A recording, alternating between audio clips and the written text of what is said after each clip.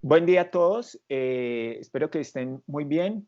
Es un placer con ustedes contar de nuevo con la participación de todos en este espacio, en este nuevo episodio del Diálogos, que es un encuentro para pensar diferentes aspectos que se están generando a partir de la presencia del COVID-19 en el planeta.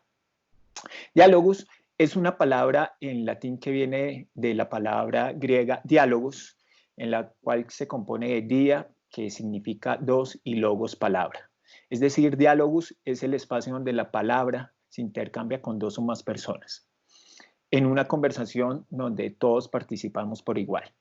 En el día de hoy tengo unos invitados muy especiales y vamos a trabajar un tema muy especial, que es el de la educación.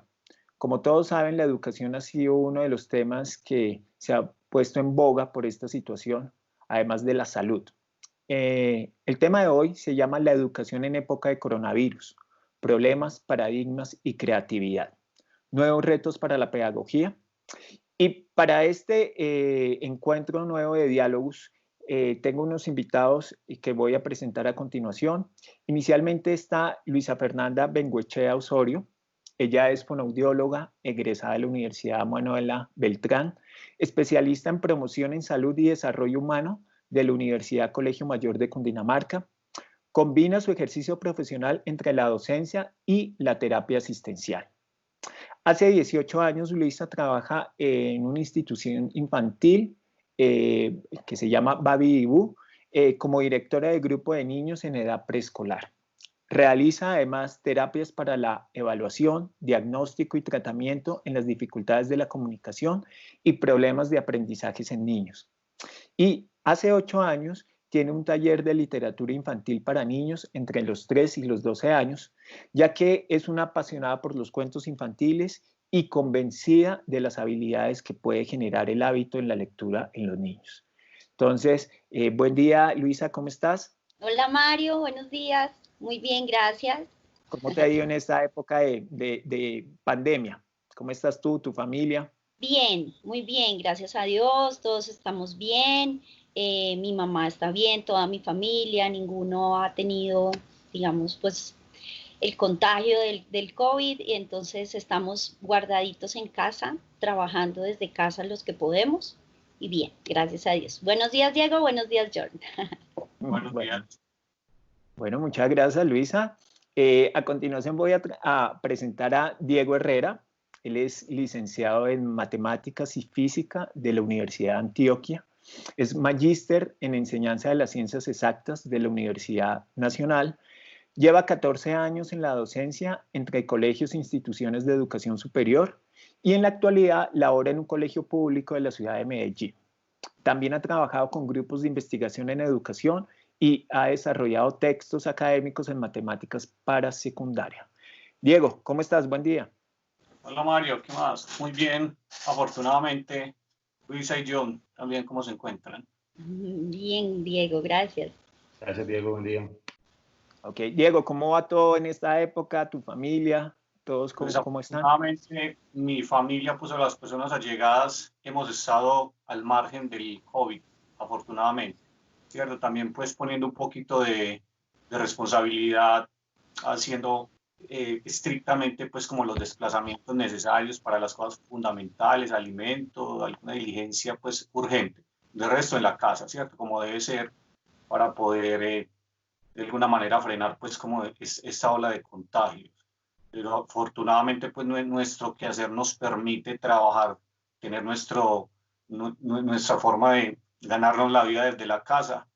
Entonces, muy bien, ¿cierto? Dentro de lo que cabe, ¿cierto? De todas de esa coyuntura y de las dificultades que se han ido presentando, pero en general tenemos nuestro empleo, nuestra salud, nuestra vivienda, nuestros seres queridos están bien. Entonces, estar pues como agradecido en ese aspecto. Bueno, muchas gracias, Diego. Y por último, voy a presentar a John Robert Espinosa Herrera. Él es abogado de la Universidad Cooperativa de Colombia. También es especialista en Derecho Penal y especialista en Derecho Procesal Penal de la misma universidad. Además, es conciliador en Derecho adscrito al Colegio Antioqueño de Abogados. es magíster en Educación y Derechos Humanos de la Universidad Autónoma Latinoamericana y actualmente es candidato a doctor en Ciencias Jurídicas en la Universidad Pontificia Católica de Argentina, la UCA. John, ¿cómo estás? Buen día. Hola Mario, buen día para ti, muchas gracias por la invitación, buen día para Luisa, para Diego, y bueno, chévere estar aquí y poder compartir con todos y cada uno de ustedes las distintas experiencias a las que nos ha convocado precisamente esta situación de pandemia.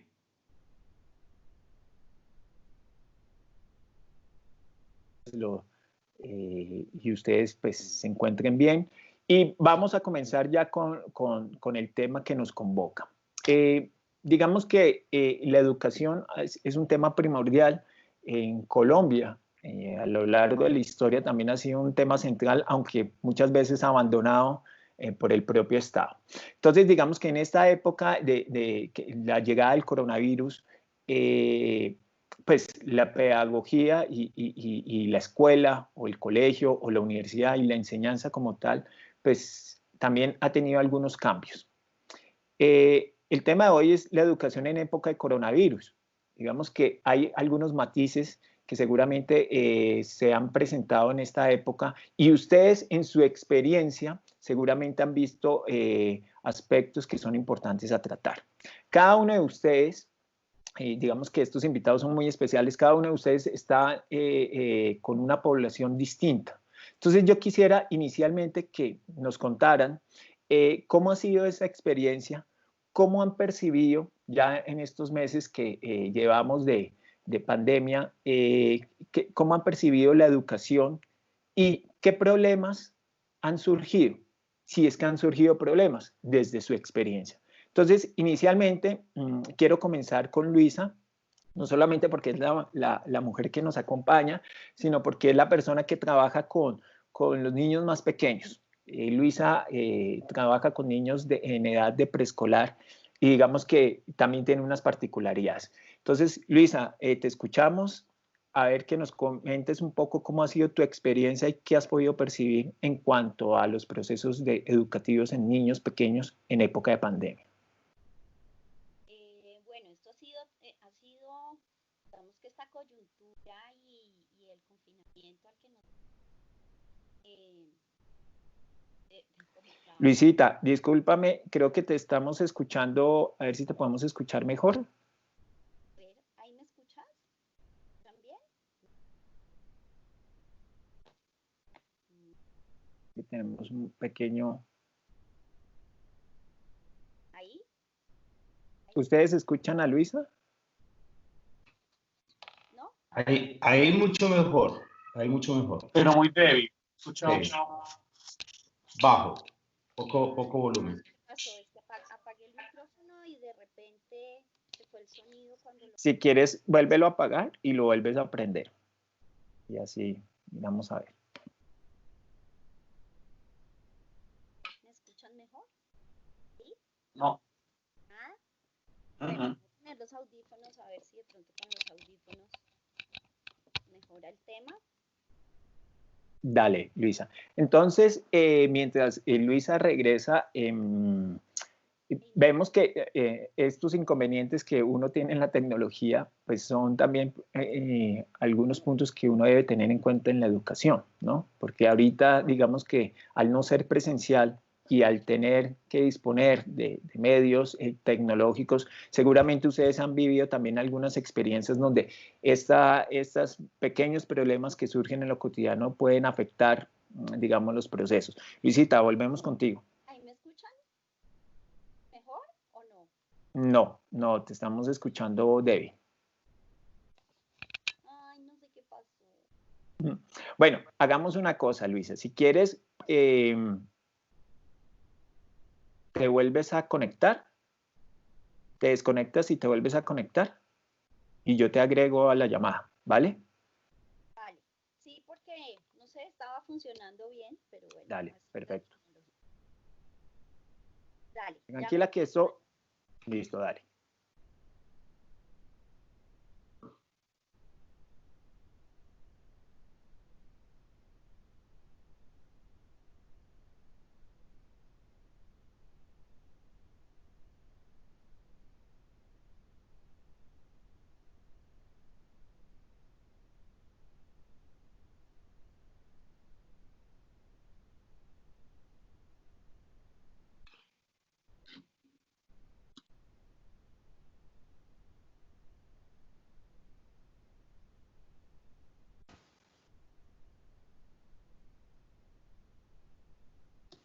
Hola.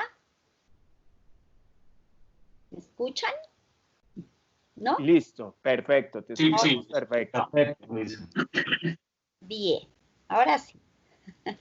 Bueno, después de este pequeño impasse, volvemos con Luisita. Te escuchamos, Luisa. Bueno, este confinamiento y pues esta pandemia, por supuesto, nos ha llevado a nuevos retos en la educación, retos familiares, retos sociales, retos personales.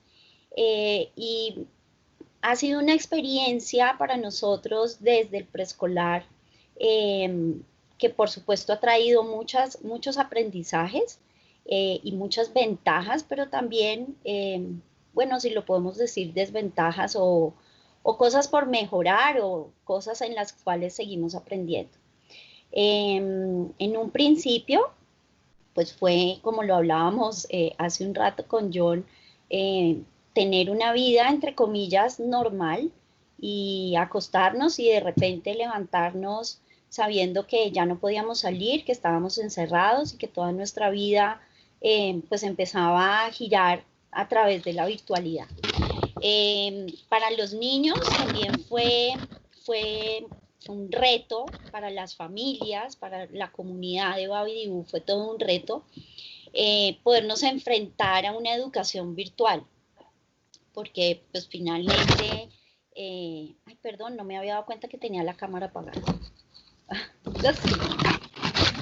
Enfrentarnos a una educación virtual a la cual por supuesto no estábamos acostumbrados. Finalmente ustedes saben que los niños y los niños pequeños aprenden a través de la observación, de las experiencias, de la imitación y pasarnos de tener unas vivencias tan profundas como las tenemos en el jardín, donde todo lo que los niños aprenden es a través de las experiencias vividas, a enfrentarnos a una virtualidad, fue todo un reto. Fue un reto poder llevar la magia de Babi Dibu a las casas y a las familias. Poder conectar y motivar a los niños, sobre todo esa parte motivacional, para que los niños pudieran conectarse con nosotros en la virtualidad de la misma manera que lo hacían en la presencialidad, fue también un reto. Un reto para los papás que por supuesto se aumentaron los trabajos en todos los hogares, ya digamos ya no había horarios, ya uno trabajaba y los papás se les aumentaron las cargas laborales, pero además no solamente era su trabajo, sino además tener que ser profesores, porque los papás pasaron de ser papás a ser profesores, a ser niñeros, a ser recreacionistas, a ser cocineros y a tener, digamos, todas las funciones que de alguna manera se delegan en otras personas, tenerlas en casa, y para ellos fue un reto importante poder disponer del tiempo para poder ayudarnos a nosotros y ser un apoyo para nosotros en la virtualidad con los niños. Al principio, mientras el jardín lograba montar una plataforma virtual, porque no la teníamos, digamos que los colegios son los que manejan plataformas virtuales, pero en los jardines infantiles realmente no se maneja porque hay una cercanía con la comunidad, con los papás, con los niños, con los profesores, que no se hacía necesario tener una plataforma virtual. Entonces, mientras nosotros teníamos la posibilidad de montar una plataforma virtual, perdón, mi perrita, Matilde, fue todo un reto empezar a hacer videos, por ejemplo, más o menos nosotros hacíamos un poco de bromas y decíamos nos vamos a convertir en youtubers de tantos videos que hacíamos para los niños, para poder seguir siendo vigentes como profesores en la virtualidad. Y fue un reto enorme dictar las clases por videos. Y iniciábamos las clases por el WhatsApp, porque no podíamos desconectarnos de los niños. Algunos niños creían que estaban en vacaciones, que habían salido a vacaciones, y nosotros íbamos mandando la información a los papás y ellos pues la iban recibiendo. Fue un proceso más o menos de 2 semanas donde se hizo de esta manera hasta que logramos tener una plataforma que es para adultos finalmente, pero que se hizo muy amable para los niños, tratando de que los niños pudieran estar muy cerca de ellos. Y ya iniciamos con el proceso de clases virtuales. También fue un reto para nosotros y nos generaba un poco de preocupación pensar si realmente con niños de 2 años a 4 años, prácticamente 4 años y medio, íbamos a lograr tener la atención en la virtualidad. Porque si bien hay familias que tienen acercamientos a lo virtual con algunos niños, les prestan el iPad, los celulares para juegos, para ver videos en YouTube, hay familias que no tienen esa posibilidad, ni les muestran videos, ni los dejan ver televisión entre semanas, solamente hay unos espacios y un acompañamiento de los papás los fines de semana. Entonces fue un reto también, pero sabes que fue muy positivo porque fue muy bonito empezar a ver cómo los niños se acercaban a la virtualidad, los más grandecitos con las profesoras que tenían los niños de 4 años y medio, empezaron los niños a saber cómo manejar el celular, cómo manejar los micrófonos, cómo manejar las cámaras, y tener un acercamiento de clases virtuales de media hora, en mi experiencia, donde mis chiquitos recibían mi clase durante media hora completamente concentrados en lo que estaban haciendo, fue realmente una gran experiencia.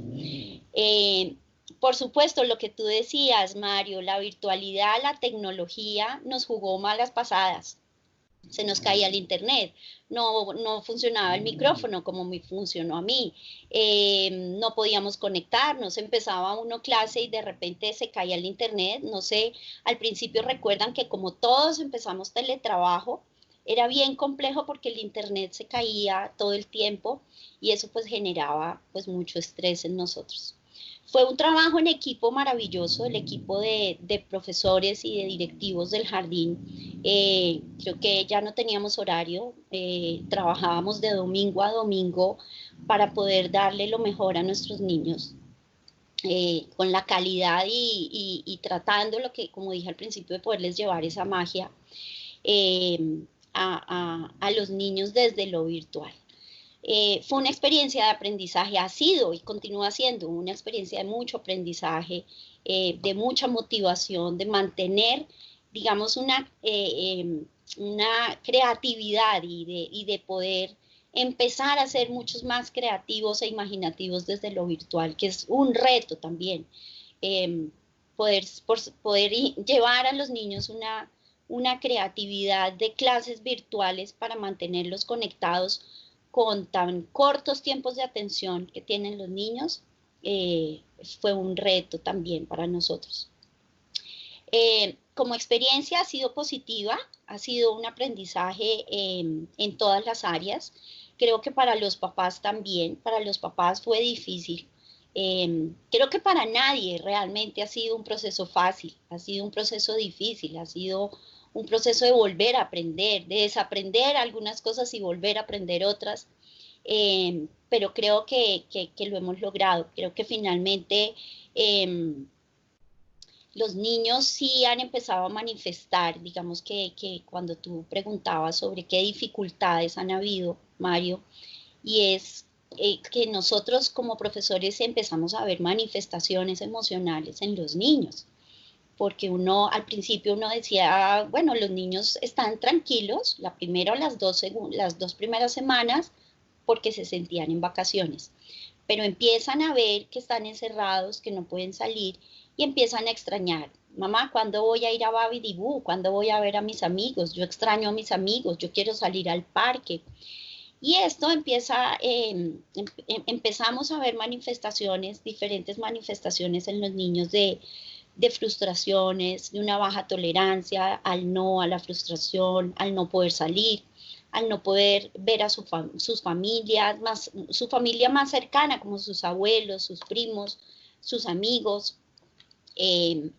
Y Y pues por supuesto eso fue todo un trabajo pues de equipo entre Silvia, que es nuestra directora, nuestros coordinadores académicos, la gerencia del jardín, los profesores, para poder apoyar a los niños emocionalmente. O sea, poderles dar ese soporte emocional, no solo a los niños, sino a los papás, que finalmente tenían que crear un espacio amable, un espacio de seguridad, de tranquilidad, pero también de esperanza para nuestros niños, de poderles decir que era un momento por el que estábamos atravesando difícil, pero que iba a pasar y que en determinado momento vamos a volver al jardín y vamos a volver a estar con los amigos.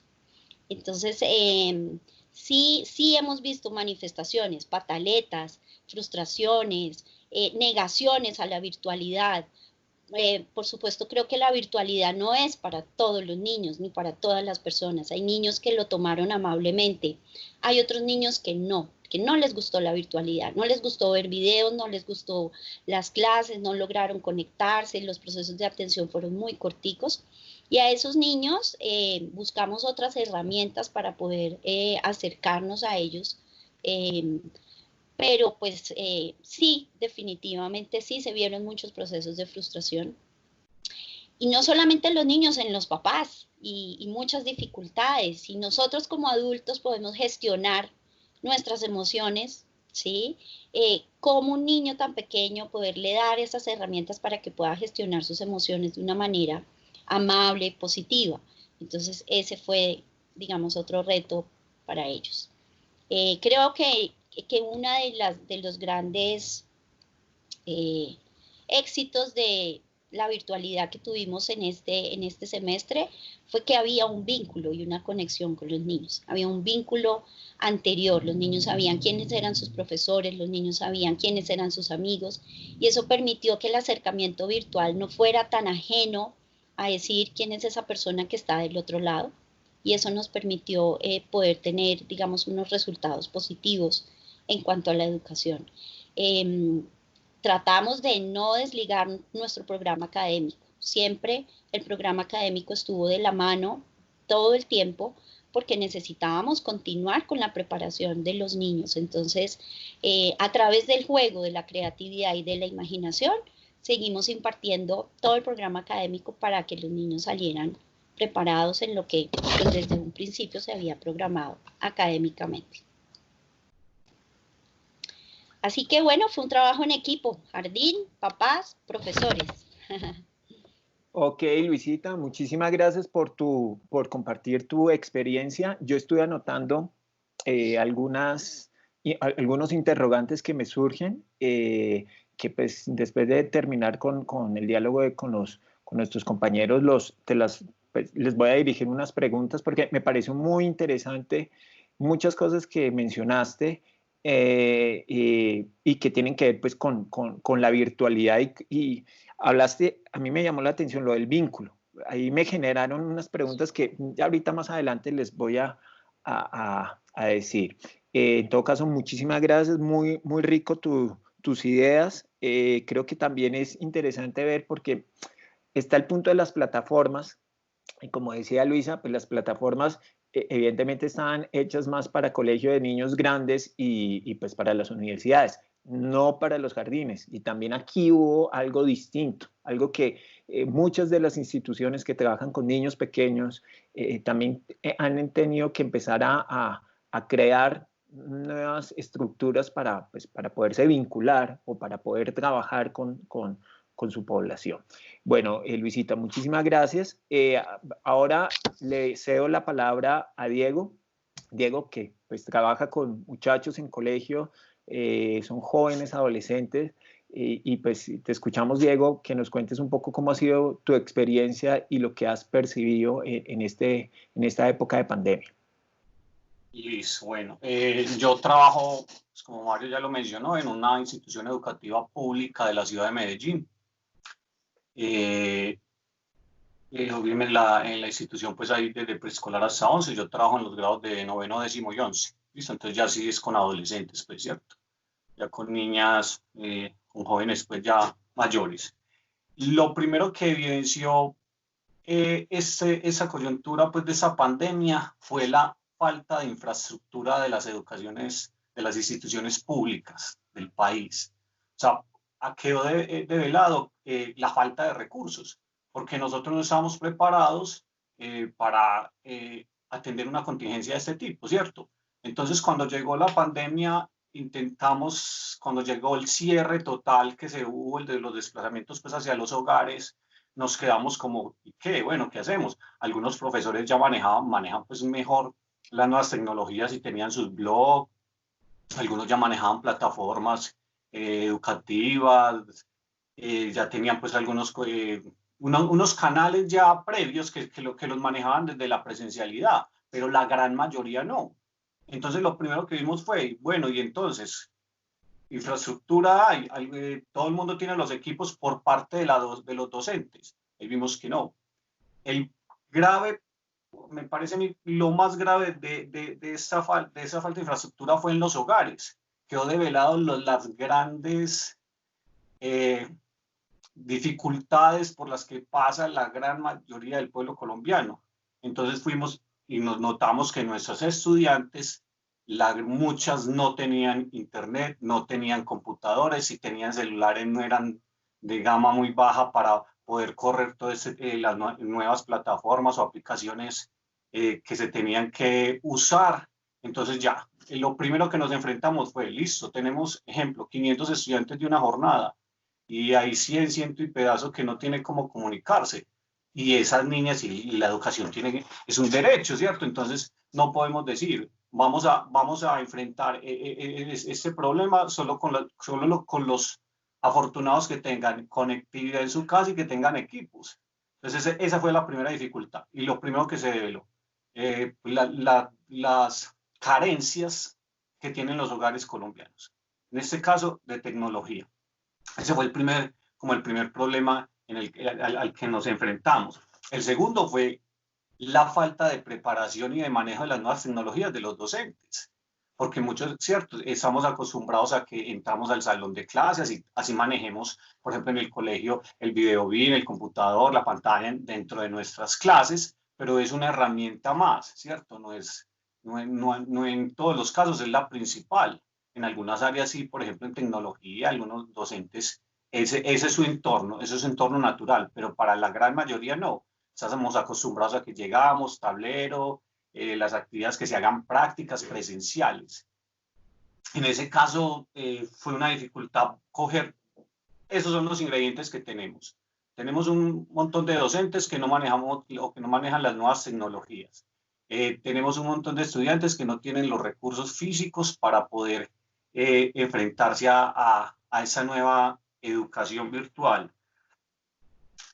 Luego de que ya nos sentamos a mirar, bueno, para nosotros, ¿cuál fue lo primero? Miremos cuál es el medio inicial donde podamos llegar a todos los estudiantes. Y como Luisa lo mencionó ahorita, inicialmente yo creo que todos aterrizamos a los grupos de WhatsApp, porque mínimamente, pues, creo que los celulares, casi que no creo que exista un colombiano que no tenga un celular y que tenga, pues, por lo menos acceso al WhatsApp, ¿cierto? Y que esos planes que hacen recargas de 1.000 pesitos, entonces ese fue como el aeropuerto donde todos aterrizamos. Y desde ahí al menos había una comunicación. Luego de que con ese canal de comunicación ya empezamos a clasificar las estudiantes. Pues, ¿qué vamos a hacer con las que se pueden meter a las plataformas, ya que demandan más recursos?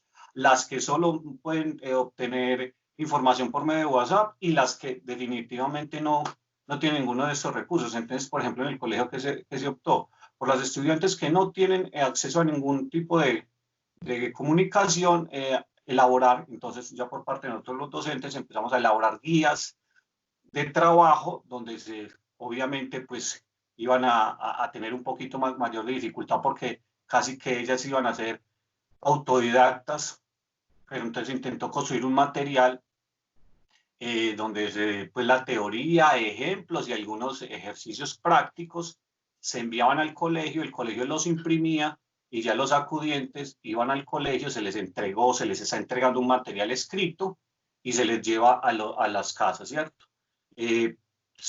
Luego se les dan unos tiempos de trabajo, ellos devuelven y se les da la retroalimentación y se van. y se devuelve. Con esa estrategia se sacó a las estudiantes que están desconectadas de todo tipo. Luego ya cada docente miramos de qué forma o cuál era la plataforma más útil para llegar y que eso no impactara o no fuera tan traumático, porque es que adicional a que tenemos que vivir con las dificultades del día a día, o sea, de que el temor de que me voy a infectar, de que muchos padres están desempleados porque la ciudad está cerrada. Entonces, en un hogar hay que luchar con que el papá y la mamá están desempleados, con que los servicios, la comida escasea, y adicional la niña, ese es su entorno, que no se vayan, que salen, que no se van a contagiar, y encima la niña enfrentándose al colegio con no teniendo sus docentes al lado, en muchos momentos con dudas gigantes sin quien se las resuelva. Entonces eso se va volviendo pues así que una bomba de dificultades. Entonces la idea, lo que hemos estado apuntando es que a estas jóvenes la carga disminuya. O sea, que adicional de que todos tenemos que sopesarnos todas las dificultades que el virus ha generado en todos los hábitos cotidianos de todas las personas, es que la escuela no sea una carga más, como al inicio fue, que como no calculábamos y no teníamos claro eso de la virtualidad, porque vos en clase calculás el trabajo que pones y sabes hasta los ritmos de cómo van avanzando. Pero yo puedo plantear un trabajo virtual y calcular, no, eso se demoran 10, 20 minutos y mentiras. Que las niñas se pasaban, a nosotros nos ocurrió casos ya de estrés donde hubo que parar y mirar, bueno, ¿qué está pasando? Porque cada uno iba mandando sus cositas. Y yo tuve padres de familia que me llamaron a decirme, profe, las niñas están pasando 10, 12 horas sentadas frente a la pantalla, de lunes a domingo. O sea, estas niñas, si no las acaba el virus, las van a acabar ustedes. Entonces, claro, nosotros, porque uno se desconecta, piensa que solo es el trabajo mío, pero hay otros 12 o 13 profesores que están también en la misma dinámica. Entonces, eso fue difícil podernos poner al unísono todos, como un engranaje, empezar, listo, vamos a mirar, bueno, el trabajito suyo, cuánto demanda, cuánto tiempo, que las niñas también puedan vivir, así sea dentro de sus hogares puedan decir, como una rutina natural. Pues me levanto a las 7 para el colegio, hasta las 12, o hago tareas hasta las 2 y tengo la tarde para vivir, dentro de las nuevas condiciones que nos trajo el virus, pero habría que dar ese espacio. Entonces, pero esas cosas, como eso fue totalmente nuevo para todo el mundo, creo que ese periodo que pasó fue pues fue de aprendizaje. Creo que en la mayoría de instituciones que estamos, ya este nuevo periodo, este nuevo semestre del año, ya tenemos un montón de conocimientos, de dinámicas, ya sabemos qué nos funciona, qué no. Obviamente estamos siempre expuestos pues como a los contratiempos, pero ya cogimos una ruta de camino. Para nosotros, mucho es el temor de lo nuevo, a todos, ¿cierto? Lo nuevo siempre nos causa temor, más si somos personas ya de edad avanzada, entonces muchos docentes todavía muy reacios a, no, yo no sé eso, a mí ponerme frente a una cámara, el temor de estar expuesto, de que me graben, de que circulen mis acciones. Fue muy curioso, pero ya uno casi que la pantalla se vuelve un elemento cotidiano. Ya como que nos familiarizamos con estar siempre ahí viendo la cuadrícula de las caritas y que nos estén viendo a nosotros. Entonces es otro elemento pues que como que ya lo introduzcamos pues dentro de nuestra cotidianidad. Fue una oportunidad muy positiva, pues no todo así como decía Maturana, ¿cierto? Perder es ganar. Creo que aquí nos dejó algo, el abanico de posibilidades educativas, de plataformas, de programas que hay, que uno desde la presencialidad no usa. De pronto usa los más comunes, por ahí, si es pues muy activo tecnológicamente, pero cuando no, se conformaba porque tiene su espacio, su dominio, su tablero, su trabajo práctico. Pero entonces yo veo, pues creo que esto no va a ser lo mismo cuando regresemos, cuando se supere ese impasse, porque nos dejó herramientas. hay cosas de esta virtualidad que con toda seguridad cuando yo vuelvo a la presencialidad van a estar conmigo, porque veo que son herramientas muy poderosas que principalmente le dan al estudiante la posibilidad de aprender sin la dependencia del profesor, que realmente es como debería ser la educación, ¿cierto? Uno simplemente es un guía que asesora, que medio da empujoncitos, que da písticas, pero que el aprendizaje realmente se da cuando uno quiere y cuando uno tiene la posibilidad. Entonces, esa pandemia que nos ha dejado a los docentes, nos ha dejado nuevos conocimientos, nos ha mostrado que hay otras formas de enseñar diferente a pararme frente a un tablero, a repetir un discurso, a llevar unas guías escritas solamente. Nos ha mostrado cómo se puede enfrentar la no presencialidad. Las estudiantes les ha mostrado y las ha empujado a tener autonomía, a apoderarse de su propio conocimiento, a buscar nuevas posibilidades para aprender. Entonces, dentro de todo este caos ha sido muy positivo, porque con toda seguridad esas niñas, estos jóvenes van a salir después de esto con una visión de que cuando se enfrenten a una dificultad, a buscar cómo resolverla. Pues nos ha dado herramientas de ambos lados de cómo enfrentar un tipo de situación de estas. Los padres de familia ha sido muy interesante lo que ha ocurrido, porque cuando uno inicia la clase, en la presencialidad solo tienes a tus pares, los directivos de las instituciones y los mismos estudiantes. Pero un papá nunca está ahí pendiente de qué hace su hija, qué hace el profesor, cómo interactúan. En cambio, ahora que se trasladó la escuela a la casa, es muy chistoso porque en muchas situaciones responden los papás. Uno hace una pregunta y se escucha el papá respondiendo por allá frente a la hija. Pero eso es muy agradable porque ha llevado también a ¿qué? Acercar a los papás a los procesos de aprendizaje de sus hijas. Muchos han tenido el colegio como una especie de garaje de humanos. Hoy lo dejo en la mañana y hoy lo recojo en la tarde. Y cada que haya una entrega de informes, voy y como cuando llevo un carro a la serviteca que me dicen, tiene si mano una hojita y yo la leo y voy y la arreglo. Más o menos ha sido como la dinámica de los padres con sus hijos. No digo de todos, pero sí de una gran parte. Pero tener la escuela en la casa les ha dado la posibilidad de mirar lo complejo que es el proceso educativo con un adolescente. Y entonces muchos han estado, el estrés los ha colmado de ver de que ellos nos han tenido que reemplazar en gran parte en nuestra ausencia, ¿cierto? Porque yo me conecto una horita por videollamada, explico, por ejemplo, en mi caso personal, yo tengo tablero aquí en mi casa, entonces yo me conecto a las clases normales como si estuviéramos presenciales, les mando sus guías, etc. Pero cuando yo me desconecto, no me vuelven a tener hasta la otra semana. ¿A quién acuden? A sus padres. Y entonces al padre le acuden por matemáticas, le acuden por inglés, le acuden por social. Entonces, aparte de que él tiene que seguir con sus responsabilidades de papá, de su trabajo, ya se está apropiando de las responsabilidades de los que teníamos enteramente nosotros en los colegios.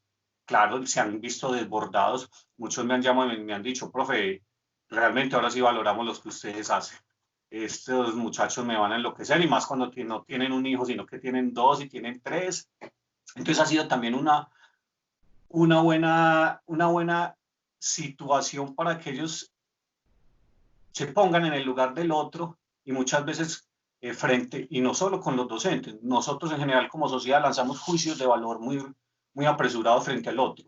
Cuando yo no me siento a gusto con un servicio, cuando digo, pero mira, negligente, allá sentado nada más jugando Candy Crush, pintándose las uñas, pero cuando yo estoy sentado cuando estoy en esa posición, veo que no es tan simple como desde la periferia lo veo. Entonces, ha acercado a los padres de familia a los procesos educativos de sus hijos, les ha hecho ver todos los roles que son activos en un proceso educativo y cómo de alguna manera valorar también el trabajo del otro. El trabajo en casa se ha vuelto otra dificultad cuando son padres que trabajan en casa y son 2 o 3 hijos. Entonces yo tengo, por ejemplo, familias donde hay 4 personas que tienen que estar conectadas al mismo tiempo, 3 hijos o 4 o 5 y 2 padres. Creo que no sé, por pocos hogares en Colombia tienen 5 computadores en su casa. Entonces ha sido un lío.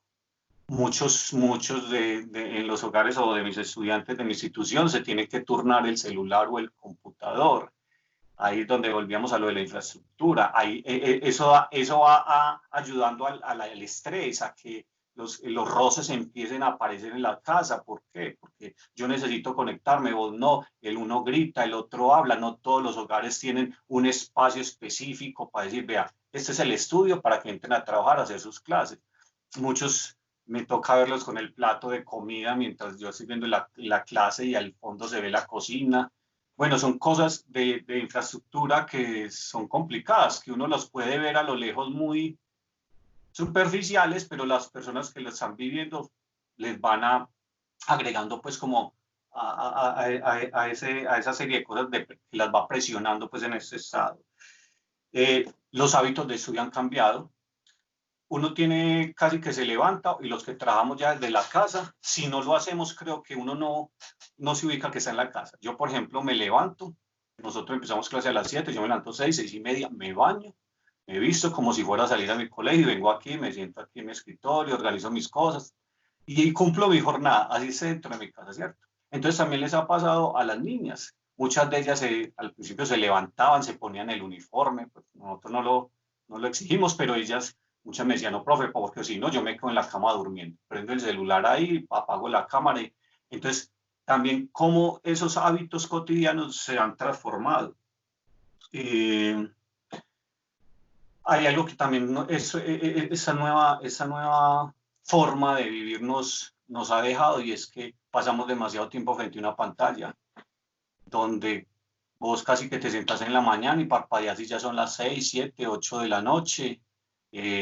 Trabajamos más de lo que trabajamos presencialmente, con toda seguridad. Las niñas están trabajando más y los niños, yo digo niñas porque el colegio de trabajo femenino, pero los jóvenes están trabajando más que si estuvieran dentro del colegio, porque los tiempos como que es muy difícil delimitarlos como cuando eres en la presencialidad. Ya vimos los contratiempos que nos ocurren, las bromas. A mí, por ejemplo, yo sé que en muchas partes los venteros que pasan en ambulantes con el megáfono siempre llegan a la misma hora, entonces vos estás en una clase o en una reunión muy seria, muy formal, y en el fondo está el carrito de las donas, yes, o por aquí hay algunos que pasan vendiendo el tamal, que es más rica la masa que la carne, bueno, y todos los días uno tiene, ya frente a eso, al principio era un estrés, ay, me dañó la grabación, ya pues ya se hacen bromas frente, y antes son como elementos que relajan de alguna manera. Hay algo que sí se nota pues en los jóvenes, y es la falta de interacción, porque creo que todos nosotros tenemos los buenos recuerdos del colegio, algunos, creo que muy poquitos son relacionados con la academia, muy poquitos, casi que nuestros recuerdos juveniles son de las bromas, de las embarradas, de todo lo que se hizo, pero entre la interacción, ¿cierto? Entre cómo se compartieron con los otros, o sea, ese contacto físico es la falta que hace es enorme. Entonces esos jóvenes sí, pues uno traslada los planes de estudio a la casa y se van desarrollando competencias de manera aceptable, pero esa interacción entre ellos es irreemplazable. Creo que esa es para mí es el faltante mayor de este virus, pues de no estar en el colegio presentes, es la falta de interacción entre estos pelados y de uno con ellos. Pero básicamente entre ellos no están viviendo su juventud escolar como es, pues como se debe. No se están compartiendo físicamente, y me parece que ese es el faltante, pues es la cosa más grave para mí de esta virtualidad, ¿cierto? Aparte de todo lo que he mencionado. En general, pues esa ha sido como la experiencia desde una institución educativa pública para adolescentes. Falta de infraestructura, problemas de conocimiento por parte de los profesores de las nuevas plataformas, dificultad dentro de los hogares por lo mismo, por no tener conectividad, por no tener equipos, el encierro, los espacios pequeños, la carga de trabajo de parte de los profes y de los colegios hacia los estudiantes. Pero creo que todos estos 3 meses han sido pues como un aprendizaje. Todo ha dejado ganancia, todo ha dejado de alguna manera algunas cicatrices, algunas borrables, otras que quedan ahí, pero pues eso es como en las matemáticas, la resolución de problemas siempre es eso, enfrentarme a algo que no sé cómo lo resuelvo, crear una ruta, crear un plan, ejecutarlo y mirar si salió, lo sigo, si no, tengo que devolverme, y eso es lo que hemos hecho y es lo que estamos haciendo. Miramos que se hacen unos planes frente a las gobernaciones, funciona, y lo aplicamos, no funciona, el pico se dispara, entonces volvamos y repensemos cómo hacemos para que esto mejore. Entonces, básicamente, eso es lo que hemos hecho y lo que tendremos que seguir haciendo, repensando cómo hacemos que el espacio para nuestros estudiantes, nuestros jóvenes, sea el más tranquilo posible y el más productivo posible también, que las competencias académicas que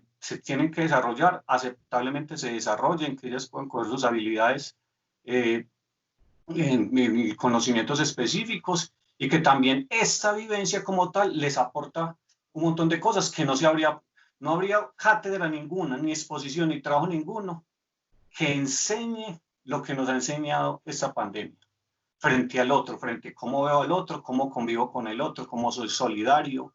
De hecho, lo hemos visto los casos de intolerancia frente a las personas de la salud, pues cómo todas estas situaciones cotidianas que nos ha llevado este virus nos ha dejado experiencias para mejorar nuestra convivencia.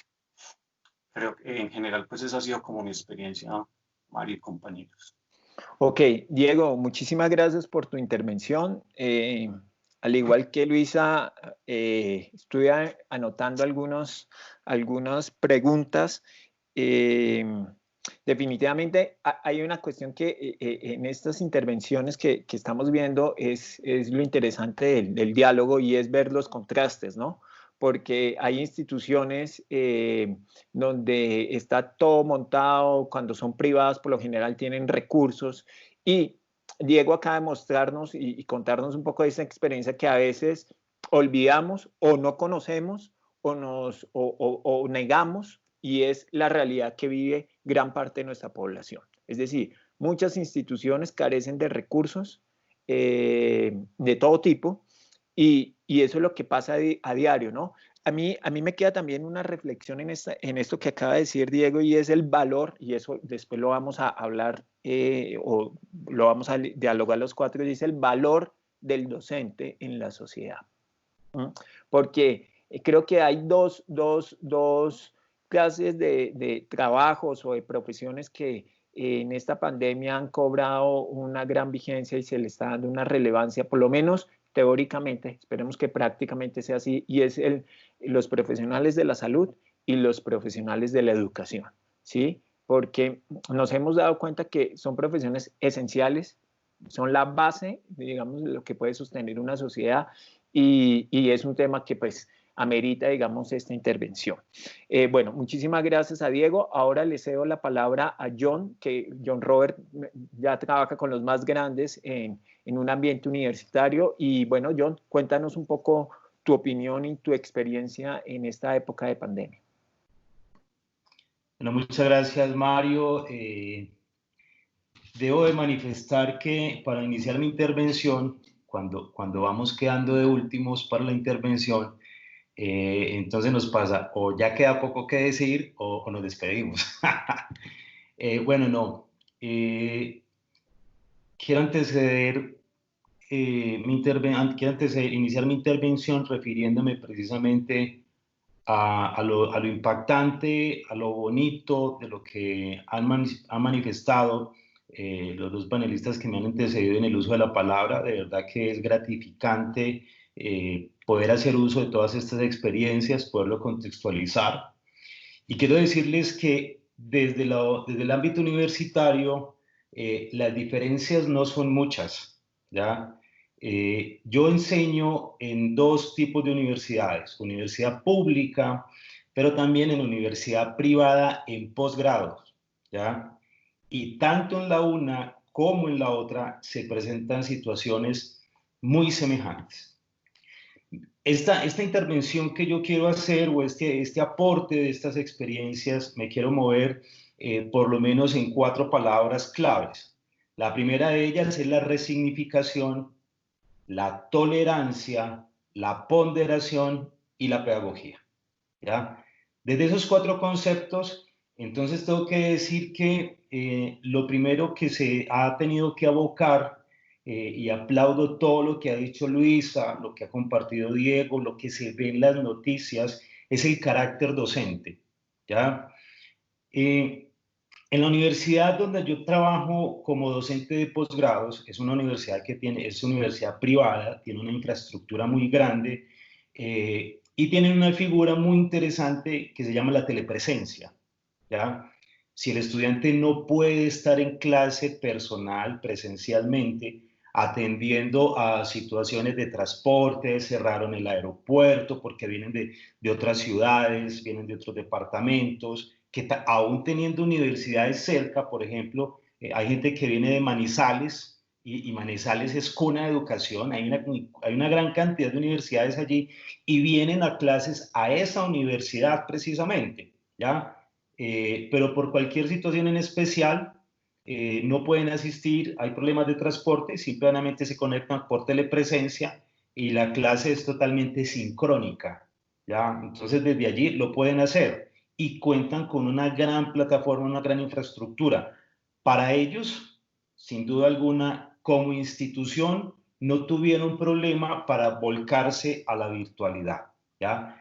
Si lo miramos desde lo público, en la universidad pública para la cual yo trabajo, el tema es totalmente diferente, porque allí, habiendo una plataforma, no estaba habilitada la plataforma para vincularla o articularla de manera directa con los modos de educación virtual, porque también debemos de establecer dos contextos diferentes.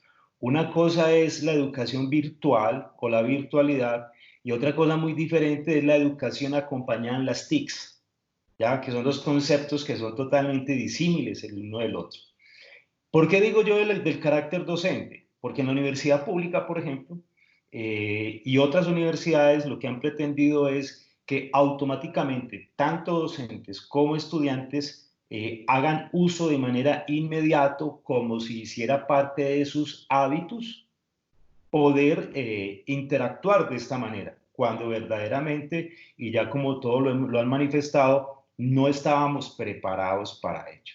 Entonces, acostarnos en presencialidad y levantarnos en virtualidad es un ejercicio que genera impacto. Al generar ese impacto, algunos de mis compañeros, y ahora lo planteó Diego en lo que tiene que ver con los horarios, algunos de mis compañeros, no solamente en esta universidad, sino de otras universidades, tuvieron que renunciar, ¿ya? ¿Por qué? Porque para ellos generó un impacto muy fuerte, ¿ya? Tener que sentarse en una pantalla, hablarle a una pantalla, establecer de que efectivamente del otro lado de la pantalla sí existieran personas que verdaderamente estuviesen conectados y que estuviesen siguiendo el ritmo, ¿ya? Y saber ingresar, saber hacer uso de la tecnología, como bien lo planteaba también Diego y Luisa, no tener el computador, no tener el celular, eso generó otro impacto, de tal manera que muchos profes, la primera opción que tomaron fue chao.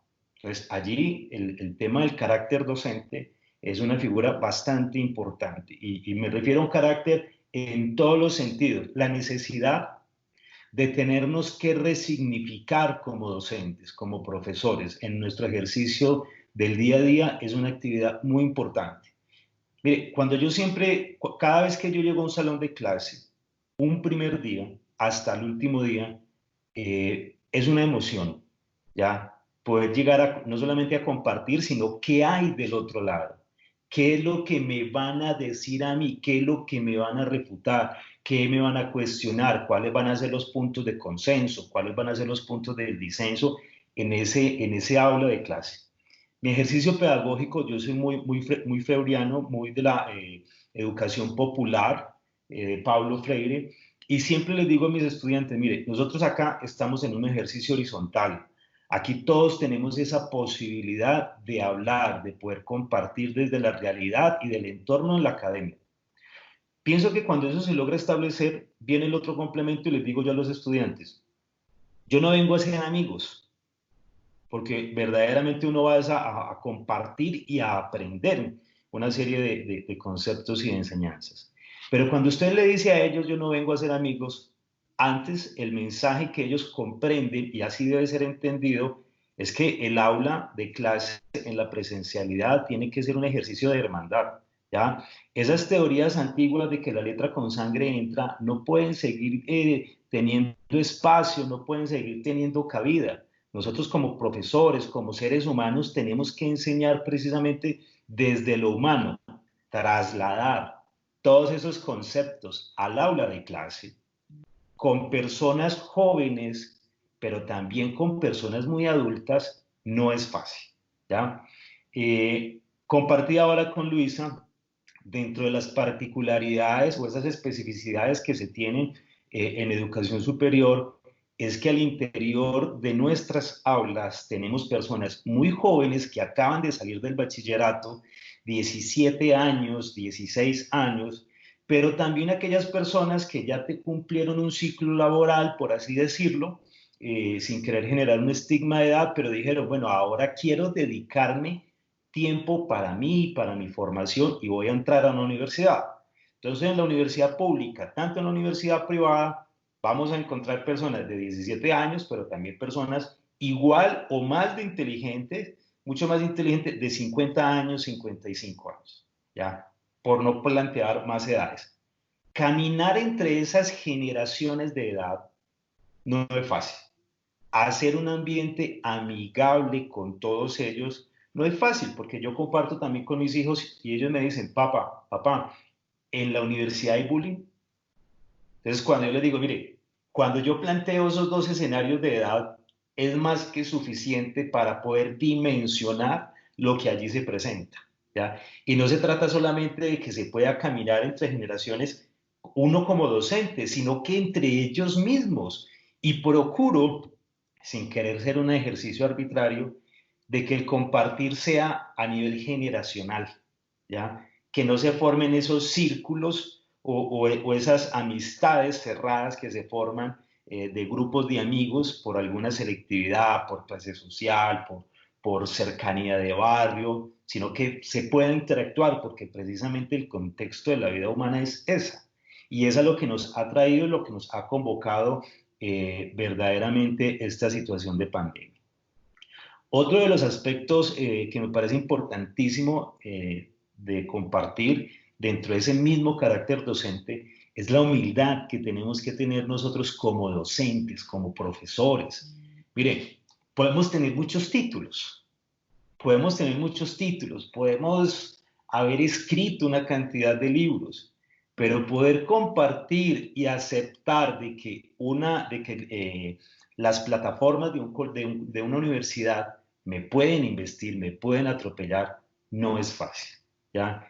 Y esa bidireccionalidad en la que el estudiante en la misma clase le dice al profesor, estoy tratando de compartir pantalla, le dice, profesor, váyase a tal parte, busque los 3 punticos, haga esto, súbalo allí, bájelo allá, o si usted gusta, si no le incomoda, compártame el archivo, me cede la posibilidad de ser su coanfitrión, por ejemplo, para tener el dominio, yo le voy compartiendo y usted va exponiendo, tampoco es fácil, ¿ya? O sea, ceder no el conocimiento, sino ceder el poder respecto de lo que creemos es el conocimiento, es otra figura de la que nos tenemos que bajar, ¿ya? De allí que precisamente, si no hacemos un ejercicio de humanización, si no hacemos un ejercicio de resignificación, va a ser muy complejo precisamente poder generar espacios de convivencia a través del aula virtual, ¿ya? Entonces, esa figura de la bidireccionalidad de la educación a través de las plataformas, a través de las clases sincrónicas, es bien importante. Quiero referirme también a otro de los aspectos y es lo que tiene que ver con la violencia a través de las aulas virtuales. Mire, se ha de esperar de que después de los ejercicios de clases sincrónicas, asincrónicas, virtualidad, etcétera, que ha generado o a lo que nos ha convocado el COVID-19, siempre se ha de esperar, y esa ha de ser la esperanza de seguir construyendo tejido social, pero de que cuando esto termine, que esperamos de que algún día termine, y poder volver a eso que planteaba Diego, al contacto, a la socialización, de poder disfrutar de otras cosas que hoy en día valoramos mucho más, de poder salir a caminar tranquilamente sin ningún tipo de restricción, de no aceptar que estemos siendo limitados dentro de nuestros derechos fundamentales por lo que conocemos como el bien común. Pero precisamente ese bien común es lo que debemos trabajar y seguirle apuntando a esa construcción, a esa co-construcción desde la humanidad y, como lo planteaba Diego y Luisa, desde el hogar. ¿Por qué? Es común que estemos en clase y no solamente veamos pasar al hermanito con algo de comer, con el plato de comida, como lo decía ahora Diego, sino también a la violencia, ¿ya? La gente sataniza y plantea, en el caso de Medellín, algunos videos o algunas figuras en WhatsApp de que esto pasó en este sector. No, eso pasa en muchos sectores de nuestra sociedad, a nivel país, a nivel mundial, ¿sí? Pero precisamente figuras de violencia contra la mujer, de abuso infantil, también se visibiliza en estos escenarios de virtualidad. Y allí entonces vuelvo a la figura del carácter docente. Muchas veces nos toca terminar clase y estamos casi que obligados, mínimamente dentro de lo humano, a tener que llamar, a tener que buscar el contacto con ese estudiante, porque es nuestra obligación también si estuviésemos en el campus. Voy a plantear algo, y es que en la universidad, en una de las universidades donde yo estoy, hay un índice de suicidio muy alto, ¿ya? O de lo que conocemos como tentativa de suicidio, ¿ya? Y muchas personas, muchos de estos estudiantes, cuando uno los ve que son muy jóvenes, que tienen una mente tan abierta, realmente lo que ellos están haciendo son rutas de escape. Y para muchos de ellos las universidades también se convierten en esas rutas de escape. Pero no es la universidad, sino poderse desplazar hacia el campus universitario. Ahora, no poder estar en él ha implicado otra serie de factores que agudizan esa imposibilidad de hacer uso de esas rutas de escape, ¿ya? Lo que termina generando un elemento detonante al interior de los hogares. Yo le digo a mis estudiantes, en todo el buen sentido, manejar el tema de hacinamiento doméstico, porque pocas veces en nuestros hogares teníamos la oportunidad de estar todos, ¿ya? Me pasa algo muy simpático y ahora lo han mencionado también. Saber lograr la distribución en el hogar para poder hacer uso de los espacios. Mis dos hijos están en clases sincrónicas permanentemente desde las 7 de la mañana hasta las 2 de la tarde, literal, a rajatabla, como dirían por allí. Mi esposa también estudia y entonces también en la universidad también está en clases sincrónicas. Y yo tenía una jornada inicial de clases sincrónicas de 6 de la mañana a 2 de la tarde, pero como yo lo había manifestado, algunos compañeros renunciaron, manifestaron no voy más. Entonces, en ese ejercicio de acompañamiento con la universidad, quedé con clases en la tarde, en la noche. Entonces, hay papás que en las reuniones dicen, mire, es que hay un señor que habla mucho de clases de penal y yo no entiendo qué tiene que ver figuras, cosas que medidas de aseguramiento con las clases de mis hijos. Y claro, resulta que soy yo en el otro espacio, en otro extremo, y los docentes tenemos otro problema, en el buen sentido, y es que muchas veces nuestro tono de voz no es que sea el más neutral, ¿ya? Pero precisamente eso obedece a la forma en cuanto a lo que debemos de comunicar, que debemos de transmitir. Entonces tenemos esos picos, ¿sí? Entonces eso también genera impacto y bueno, pues así como se planteaba ahora, bueno, también se están formando un poquito de derecho penal, pero esa forma de poder estructurar esos espacios implica visibilizar absolutamente todo. Llamar al estudiante y decirle, ¿qué te pasa? ¿En qué te puedo ayudar? ¿En qué te puedo servir? Tener la posibilidad desde casa poderlo remitir a bienestar universitario es un ejercicio que no podemos dejar por fuera. Sigue siendo una de nuestras obligaciones ante una necesidad de resignificación, de tolerancia al interior del aula virtual y especialmente de tener que ponderar. Bueno, un estudiante de esos, y debemos preguntarnos, un estudiante que presente una situación especial de estas circunstancias, sumado al encierro, sumado a los problemas de empleo, porque sabemos de que el nivel de desempleo se ha disparado abismalmente, que ha tocado tal vez a algunas de las personas de nuestras familias, de mi familia, el entorno de los amigos, profesores que me llaman, John, ayúdame, me quedé sin empleo y uno no puedo hacer nada, ¿qué más hago? ¿Dónde ayudo a compartir hojas de vida y demás? No es fácil. Entonces no podemos permitir de cegarnos solamente en que el estudiante me tiene que entregar las notas, me tiene que entregar el trabajo de esta manera. No, tenemos que ser muy tolerantes, tenemos que ser muy resilientes, entre otras cosas. Pero también, lamentablemente, en temas de virtualidad, dentro de la experiencia, no en mi caso personal, pero sí en las socializaciones de reuniones de trabajo, se han logrado visibilizar las malas mañas. Todos tenemos distintos grupos, ¿ya? Distintas clases y distintos horarios. A cada grupo de estudiante hay que compartirle precisamente los links, precisamente para que entren a clase. Pero dentro de esos ejercicios de comprensión y de tolerancia, hay veces que el estudiante tuvo que irse para donde la abuela porque la noche anterior se fue la energía o les cortaron los servicios, por ejemplo. Entonces compartieron el link a una persona, compartieron o entraron a clase con el link con el celular de otra persona, con el equipo de otra persona, y por alguna situación dejaron el equipo abierto, el link quedó allí grabado, etcétera. Y se han tenido clases donde se cuentan por parte de algunos profesores, especialmente mujeres, de que hay personas, no podríamos afirmar que sean estudiantes, ¿ya? De que hay personas que han ingresado a las aulas a sabotear la clase, a desnudarse en la clase, por ejemplo. Entonces, eso también ha traído a develar otros contextos, ya desde el comportamiento, desde lo social, y precisamente de aquellas falencias que como sociedad seguimos teniendo, comportamientos que son aberrados, ¿sí? Que no tienen nada que ver con el tema de educación, pero que tampoco se le puede imputar responsabilidad ni al estudiante, ni al profesor, ni a la universidad. ¿Por qué? Porque la urgencia de haber tenido que migrar de presencialidad a clases sincrónicas, a tener que hacer uso de plataformas, pues ha abocado a que algunas instituciones acojan una serie de plataformas, algunas más seguras, otras menos seguras.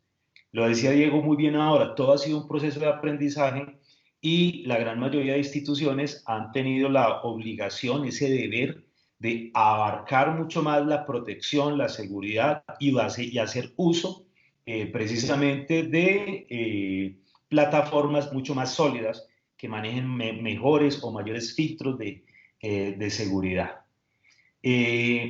Básicamente sería eso dentro de los aspectos que creería yo por compartir. Y bueno, de verdad, súper chévere, muy, muy bienvenida, Mario, estos ejercicios y bueno, a su disposición. Bueno, John, muchísimas gracias por tu intervención. También anoté varias cosas. Me parece importante aquí y es, a mí me llamó la atención algo, bueno, muchas cosas en la intervención de John, pero esta cuestión de lo generacional y la diversidad en la universidad. porque si bien la intervención de Luisa es focalizada a niños muy pequeños, la de Diego, la experiencia en los adolescentes, pero digamos que John toca las otras dos poblaciones, la del adulto joven, por nominarlo así, y también que hay un adulto y un adulto ya mayor, si se puede decir, que también está en formación, que también está en educación, que también en unos retos. Entonces, digamos que en esta intervención de ustedes en general, pues tocamos todos, ¿m? Con una serie de características especiales, con una serie de aspectos que hay que pensar. Creo que esto que los tres lo tocaron, y es el espacio del hogar, se convierte en un espacio no solamente del hogar, de lo familiar, sino también de lo laboral, del ambiente educativo, del ocio. Entonces, en un espacio que puede ser reducido en algunos casos o muy reducido, todo tiene que converger ahí. Y ahí también se presentan algunos aspectos que en lo que hoy nos convoca, que es la educación, pues se ve afectado. También me quedé pensando algo muy interesante que decía John, y lo abordaremos, y es lo de los desplazamientos, ¿no? Porque el hecho de no tener que desplazarnos, y en el caso de la educación de los niños muy pequeños, o de los jóvenes, o de los jóvenes adultos, eso también tiene algunas secuelas, ¿no? Tiene unas secuelas que impactan en ciertos procesos. Luisa lo señalaba, el hecho de que los niños lleguen al jardín y se puedan vincular con sus amiguitos y se puedan vincular con sus profesores, que es lo mismo que pasa con los adolescentes o con los jóvenes adultos. Esto pues tiene una incidencia, y una incidencia en todos los aspectos. Incluso puede incidir en el rendimiento académico, pero en el aspecto emocional interno de cada sujeto, de cada individuo, y eso es algo pues para que también lo veamos. Y lo decía a propósito también de estas ideas suicidas o esta tendencia suicida que puede existir en algunas instituciones, ¿sí?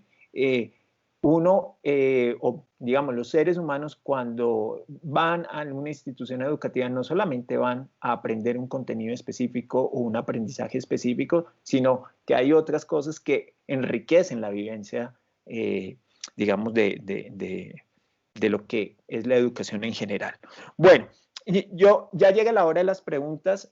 Yo tengo varias, pero quisiera, bueno, inicialmente le quisiera hacer una pregunta a Luisa, y también que a ver si ustedes, tanto Diego como John, pueden decir algo.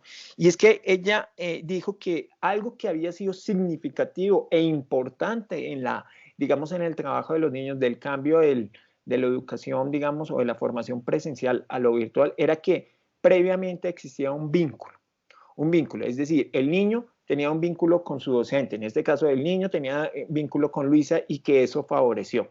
Ahora bien, eso muy bien, pero ahorita vamos a entrar, digamos, de nuevo un calendario escolar, y van a reiniciar clases los que terminaron año, en mitad de año, con nuevos profesores, nuevos grupos. ¿Cómo te imaginas, Luisa, que va a ser? Porque todo apunta a que, no sabemos qué va a pasar. Es decir, ¿cuándo va a haber la educación presencial? Entonces, ¿cómo crees que se va a poder manejar esta parte de empezar clases con niños pequeños y donde no hay un vínculo previo como existió, digamos, en tu experiencia anterior? Sí, Mario, yo creo que es un nuevo reto. ¿Me están escuchando? Bien. Creo que es un nuevo reto porque finalmente nosotros, Babi Dibu es un jardín calendario B, quiere decir nosotros empezamos en agosto y terminamos en junio. Entonces, a lo que yo me refería con el vínculo es que nosotros desde agosto hasta pues marzo, que empezó el confinamiento, veníamos con un vínculo con los niños, veníamos con una conexión muy especial con nuestro grupo, ya sabíamos qué niños eran, cómo se comportaban, cuáles eran las fortalezas en los niños, cuáles tenían cosas en las que debíamos trabajar, conocíamos a los papás en la entrada, en la puerta, por teléfono, ya los papás sabían quién era su profesora, nosotros sabíamos, digamos, al interior de los hogares las historias de los niños. En este momento, es incertidumbre, aún no lo sabemos porque, digamos, nosotros iniciaríamos el 3 de agosto, pero a nosotros no nos han dicho todavía qué grupo vamos a tener, qué niños vamos a manejar y digamos que Babi está trabajando en buscar todas las estrategias para poder continuar con esta virtualidad de una manera muy cercana para los niños. Entonces, yo creo que es un nuevo reto. Si a mí, digamos, me ponen niños nuevos que vienen desde más pequeñitos o niños más grandes, sería un nuevo reto desde la creatividad, desde la calidez, por supuesto, poder hacer un vínculo afectivo con los niños. Y es un reto porque no hay contacto físico, porque no hay abrazos, porque no hay miradas, porque no hay esa posibilidad de tener un acercamiento a los niños, que es lo que nos permite a nosotros conectarnos con ellos. Entonces tendremos que buscar nuevas estrategias, llamarlos por teléfono, no sé, acercarnos de una manera diferente. No va a ser fácil, no va a ser fácil porque si bien un niño pequeño, una de las posibilidades de acercamiento hacia el adulto es ver la sonrisa, la calidez en el docente, de sentirse seguro en el espacio en el que está, pues proveerle a los niños seguridad en un espacio virtual con un docente que no conoce, no va a ser una tarea fácil. Digamos que existe una posibilidad de los niños que vienen ya de, digamos, las más pulguitas, pues nos conocían, porque el jardín es un jardín muy amable y muy cálido con todos los niños. Nosotros conocemos a todos los niños, los papás también nos ven, los de otros grupos. Entonces, digamos que no seríamos del todo tan desconocidos para ellos, ¿sí? Pero, por ejemplo, si ingresan niños nuevos al jardín, que van a ser hasta ahora escolarizados, que entran niños desde los 18 meses, eso va a ser un verdadero reto para la docencia en el preescolar. Tener un niño nuevo, enfrentarse a una virtualidad, creo que nos va a generar, nosotros como docentes, tendremos que buscar nuevas herramientas de acercamiento hacia los niños. Y yo creo que una de las herramientas que más nos sirvió fueron las clases individuales, porque una clase individual nos permite finalmente entrar al hogar del niño, entrar a ver cómo se desenvuelve el niño en su contexto familiar, cómo los papás se desenvuelven con el niño, la paciencia, la tolerancia, todos estos valores que hemos visto pues durante la intervención de todos nuestros compañeros, todos estos valores que han sido tan importantes en una clase 1 a 1 se puede reflejar. Entonces yo creo que esa clase individual va a ser la herramienta más importante de podernos acercar y de poder generar un vínculo afectivo con las familias y con los niños. Ok, Luisa, muchísimas gracias. No sé si Diego o John quieran decir algo frente a esto. Digamos que en el caso de Diego, obviamente continúan con los estudiantes, todavía no han hecho cierre. No, yo continúo hasta diciembre, posiblemente, ¿cierto? Okay. Pero sí me visualizo, y creo que es lo que decía Luisa, que mencionaste vos, creo que en esa virtualidad de alguna manera la hemos podido mantener porque había un vínculo previo y casi que estas conexiones han sido unas pildoritas de alivio para el confinamiento. Entonces no hay nada que es más alegría, de hecho uno con los amigos lo hemos hecho, de mucho tiempo de separación, volver a verte así sea por una pantalla. Eso de alguna manera es reconfortante, te saca pues como de la realidad en que estás viviendo, de tus problemas personales, familiares, sociales, ver gente conocida, ver rostros conocidos, porque solo ver el rostro ya te evoca las experiencias agradables vividas con esas personas. Entonces, de alguna manera, volver a ver gente conocida son como pildoritas, como digo, para librar ese confinamiento. Entonces, iniciar, pues no es mi caso, pero como le va a suceder a Luisa, me parece muy complejo, y más con niños de esa edad, volver a engancharlos cuando no se tienen experiencias previas asociadas al docente y al niño. Entonces, sí, creo que es una tarea bien complicada. John en la universidad sí tendrá nuevos estudiantes, nuevos semestres. Sí, claro que sí, pero fíjese que hay algo bien importante dentro del tema de movilidad, dentro del ejercicio académico, todo lo que tiene que ver con el espacio del campus universitario, es bien importante algo. En últimas, quien termina formando o motivando el vínculo somos nosotros como referente. Y siendo nosotros referente, también hay un antecedente, por así decirlo. Puede que existan o que lleguen con toda seguridad muchos estudiantes nuevos, no a un grupo, en mi caso a muchos grupos, por lo menos 8 grupos en las 2 universidades, qué sé yo. Pero esos hábitos de comportamiento, de socialización, de la pedagogía desde lo humano, también es algo que se comunica, ¿ya? Por medio de otras personas. Y esas otras personas son las que de entrada cuando se empiezan a matricular clases, empiezan a decir, no, yo prefiero con este o yo prefiero con aquel, ¿ya? Y ellos empoderan dos cosas. Uno, conocimiento, pero dos, trato. ¿Ya? Esa regla del respeto es una regla que debe seguir persistiendo aún en la virtualidad, pero que termina siendo un referente, porque el estudiante hoy en día también tiene muy claro en su proceso de formación. Yo prefiero un docente que me exija, que me forme, que verdaderamente me acompañe en mi proceso educativo como profesional, pero sobre todo que me respete, ¿ya? Porque es que el respeto implica muchas cosas, implica poder transmitir el conocimiento debido. Eso nos ayuda, entre otras, a nosotros como profesores, como docentes, a saber priorizar conceptos, priorizar contenidos de lo que verdaderamente puede proyectar a una persona como profesional. Es decir, no llenar contenidos, entre otras. Y eso es también lo que va a permitir que todos los procesos sigan siendo mucho más amigables y que ese referente, ese vínculo siga no solamente persistiendo porque terminamos clase y en otros semestres puede que ya no los veamos, pero hay algo que marcó a esa persona. Y en cualquiera de los escenarios, desde los jardines, desde la escuela, desde el colegio, desde la universidad, en pregrado, en posgrado, nosotros estamos llamados precisamente a marcar vidas para bien. Sí, ok. Yo, muchísimas gracias. La siguiente pregunta que yo tengo es para Diego y continuando con el tema de los vínculos que me parece fundamental.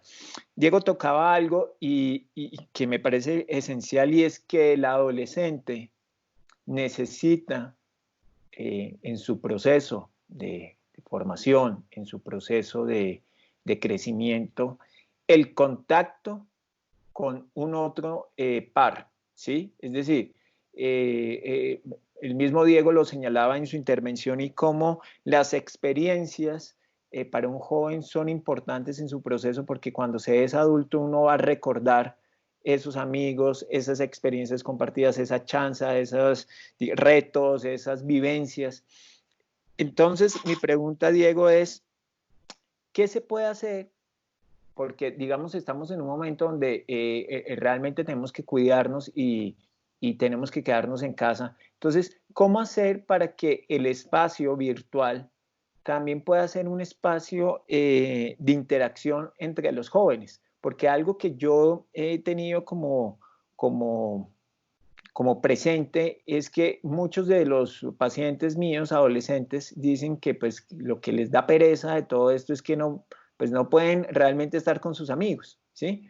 O sea, que la clase está en el profesor, pero que digamos que no pueden estar con sus amigos, no pueden hacer la chanza, no se pueden burlar, no pueden hacer, digamos, la pilatuna, o también hablar de las cosas propias de la adolescencia, ¿sí? De la chica o el chico que les gusta, de los besos, de las salidas, del cine, bueno, entonces, ¿cómo hacer desde el ambiente educativo, que es donde ellos permanecen pues, varias horas al día, para poder intentar fomentar ese vínculo, Diego?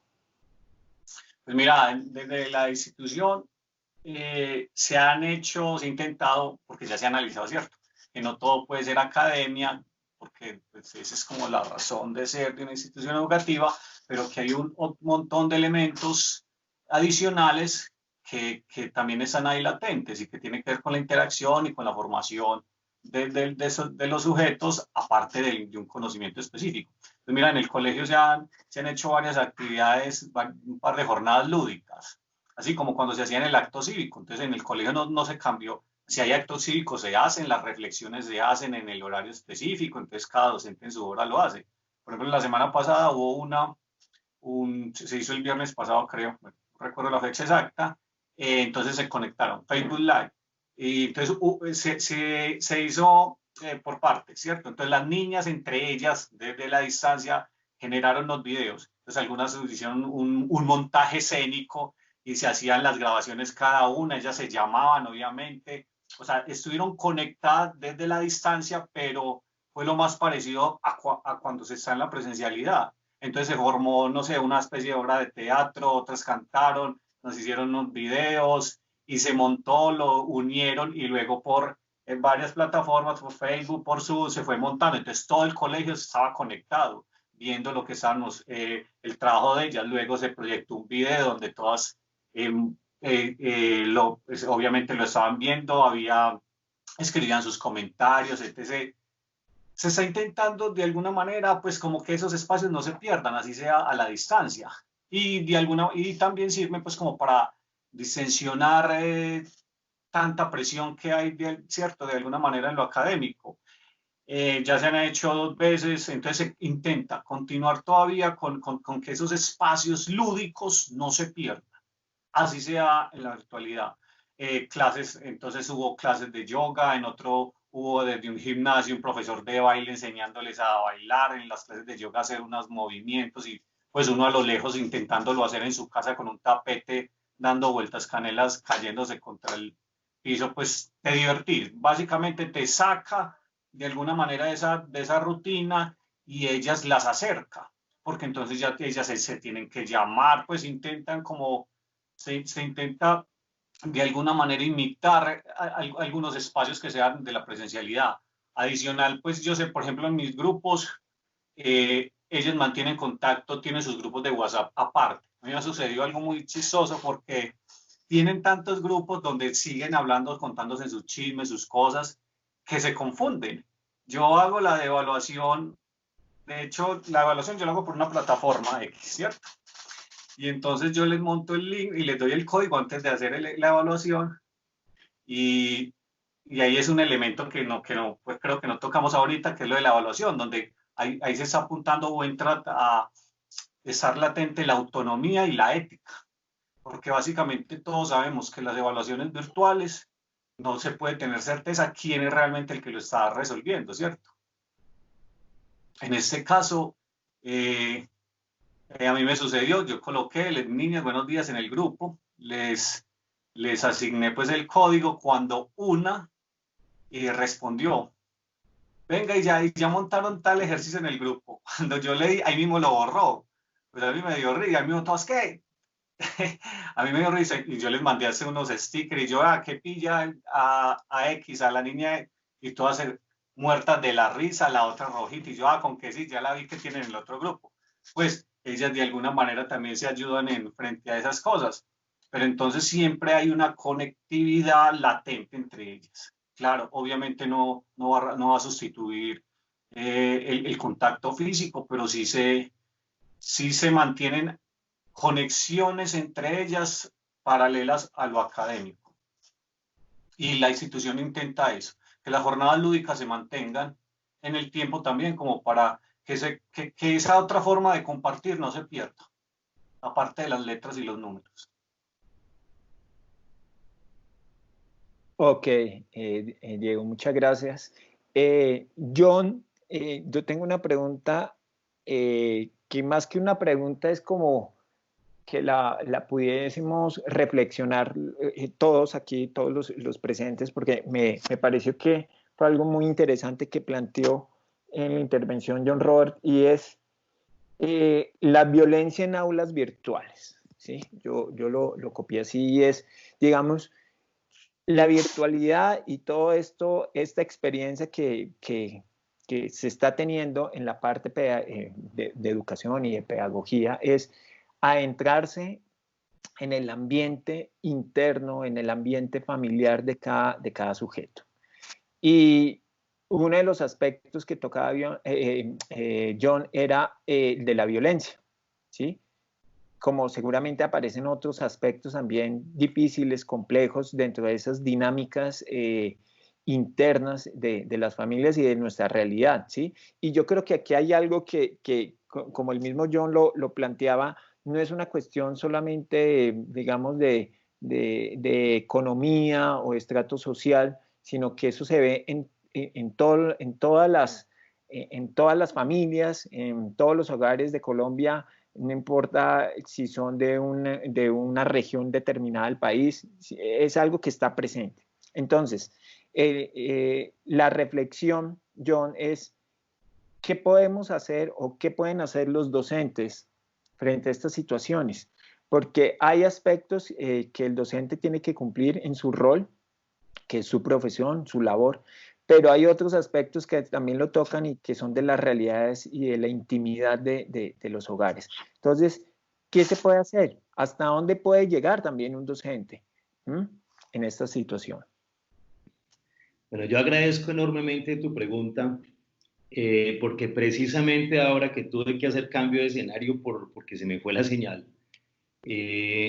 hubo algo de las cosas importantes que quería resaltar cuando abordé precisamente ese tema y no lo abordé, pero la pregunta me habilita ese espacio, y es que nosotros como docentes tenemos también que no solamente dialogar con el estudiante o con los grupos, sino que también tenemos que interactuar con las instituciones para las cuales trabajamos y representamos en el aula. El aula virtual, la pantalla, se ha convertido en el único medio quizás de comunicación que vienen teniendo todas las familias en todos los escenarios, ¿ya? No es solamente el estudiante. Y lo planteaban también ahora, es que hay hogares donde solamente o escasamente hay un computador para priorizar, o se trabaja o se estudia. A partir de allí es que yo me refiero a la figura de la violencia virtual. Mire, lo pongo en este contexto para todos.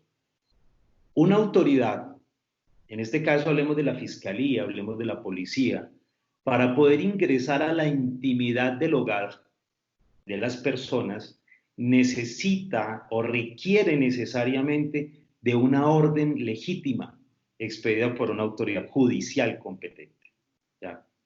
Nosotros, y especialmente las instituciones, establecen de que los estudiantes deben de permanecer con la cámara de su equipo de comunicación encendida. Ello termina siendo para mí una forma de violencia virtual.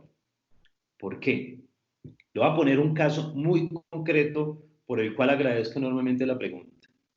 Lamentablemente, los seres humanos, o algunos seres humanos, quieren vivir de la apariencia, ¿ya? Entonces, cuando estamos en el campus universitario, vestimos de una forma, ¿ya? Pero cuando estamos en el hogar, la figura es otra totalmente diferente. En una evaluación, precisamente lo que plantea Diego, yo procuro de que las evaluaciones sean sincrónicas y reflexivas, pero en contacto verbal, ¿sí? Pantalla, face to face, por así decirlo. Y hubo una persona que no prendió la cámara.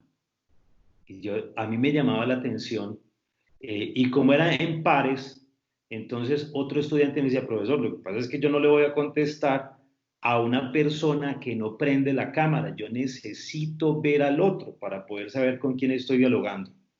Y esta persona me escribía por el interno, quien tenía la cámara apagada, y me decía que por favor no le hiciera prender la cámara. Entonces yo, desconociendo los motivos, le decía, no, tranquila, contesta desde el escenario. Y accidentalmente a esta persona se le prendió la cámara. Ya después, hablando con ella, porque se puso muy mal, y le decía yo, tranquila, terminó la evaluación, se buscó pues por eso el ejercicio reflexivo, y le decía yo a esta persona, ¿por qué te pusiste así? Y me dice, no, es que esa es la verdad de donde yo vivo, donde yo estoy. Entonces ya planteaba pues como las justificaciones de por qué tenía que tener una apariencia social, etc. Para mí son ejercicios que consciente o inconscientemente están contribuyendo a incrementar no solamente la violencia doméstica que existe entre padres, sino también la que hay entre padres con hijos, la que hay entre hermanos y toda la sumatoria, todo ese cúmulo de situaciones como el desempleo, el trapo rojo porque no hay alimento en la casa y después llegar nosotros como profesores a decirles tiene que tener la cámara encendida. Mire, nosotros tenemos que ir mucho más allá, Mario, y debemos de poder comprender, estamos en el deber de comprender de que ningún proceso de educación puede avanzar con hambre. Eso hace parte necesariamente de nuestro ejercicio de transversalización en todos los procesos académicos y eso hace parte, entre otras cosas, de la pedagogía. ¿Qué tenemos que hacer nosotros como profesores? Ser más humanos, pero también invitar a las instituciones a que se vinculen a esa forma gradual de humanidad.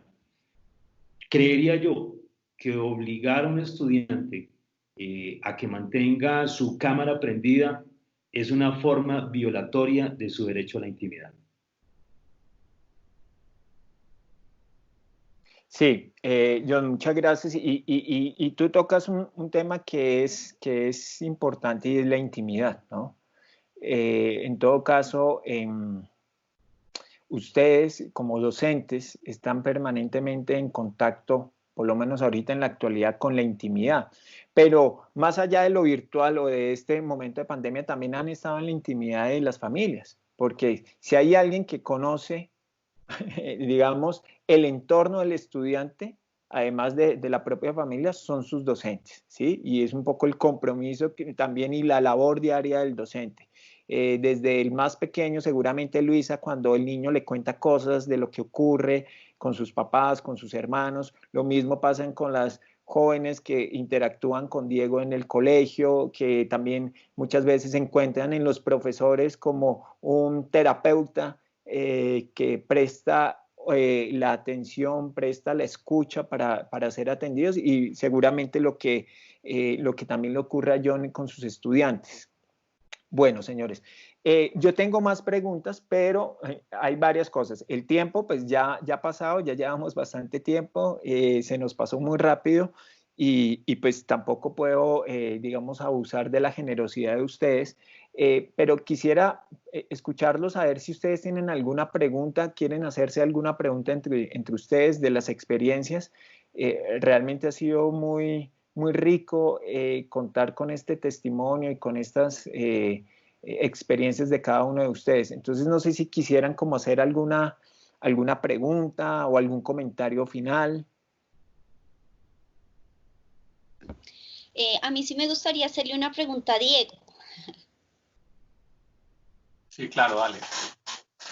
Diego, lo que pasa es que a mí me llamó mucho la atención cuando tú hablabas de empezar todo este proceso virtual con las niñas pues que definitivamente no tenían ningún acceso a la virtualidad, ni computadores, ni iPad, tal vez celulares, pero me llama la atención cómo hizo la institución o cómo hiciste tú para hacer un seguimiento académico en estas niñas, pues por un lado, imagino que la evaluación pues, fue un proceso difícil, pero aparte, digamos, de enviarles las guías a la casa, o me imagino que te mandaban los resultados por el WhatsApp o por el celular, ¿cómo hiciste ese seguimiento académico con los niños que no tenían el acceso a la virtualidad?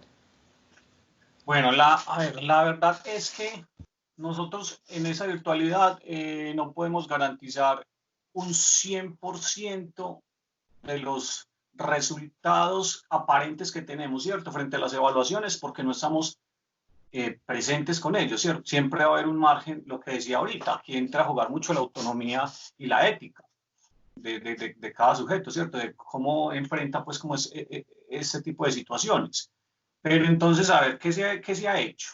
En general, yo he intentado con las niñas sin conectividad poderme comunicar, ¿cierto? Y siempre dejando disponibilidad total.